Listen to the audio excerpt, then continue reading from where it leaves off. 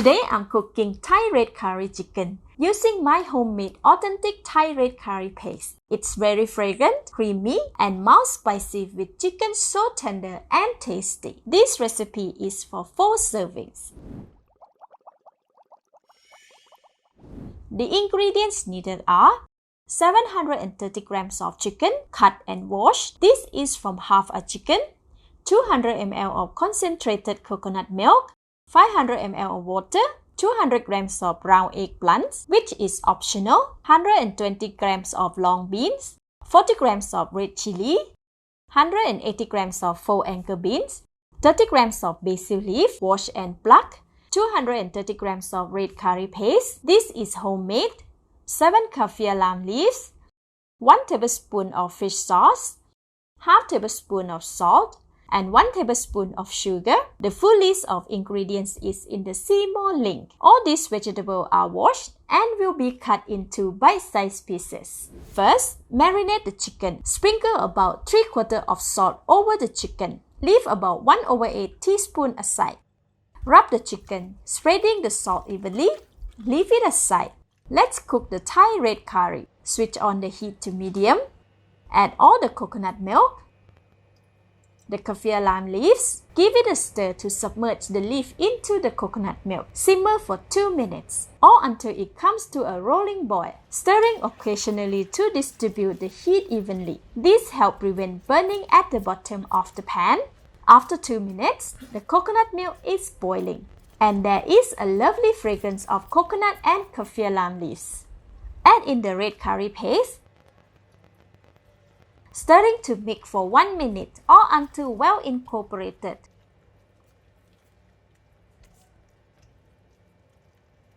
When there are no more white streaks of the coconut milk, add the chicken. Stir to evenly coat the chicken with the red curry gravy evenly.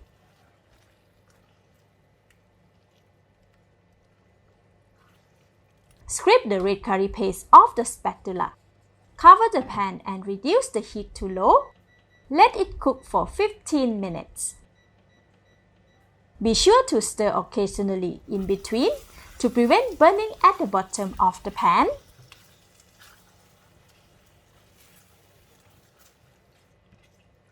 While waiting for the chicken to cook, prepare the vegetables. With a handful of long beans, remove the tips, then cut to about 2.5 inches in length. Adjust the length individually and remove the tip from the other end as well. Place them in a bowl and set aside. Remove the tips of the faux anchor beans as well, cutting them slantingly about 2 inches in length.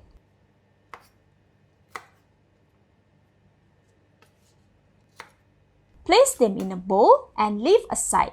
Prepare a bowl filled with water. Remove the stems of the round eggplant. Cut them into wedges. Submerge the cut eggplant completely in the water. This slows their oxidation rate, preventing them from turning dark fast.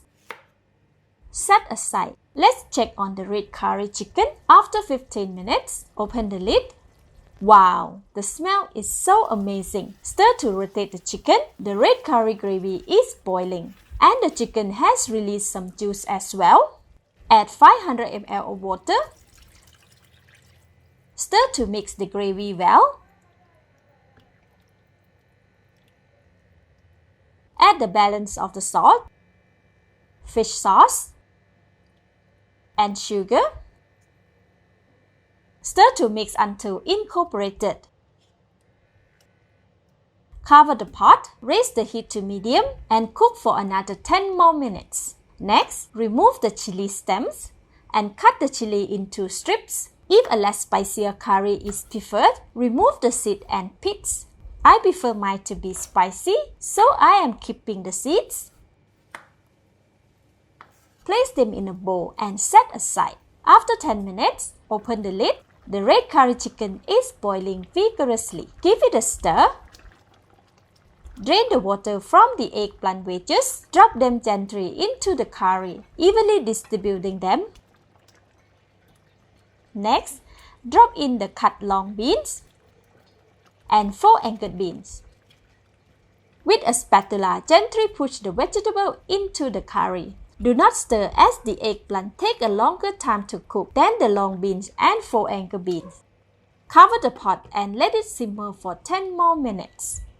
After 10 minutes, open the lid.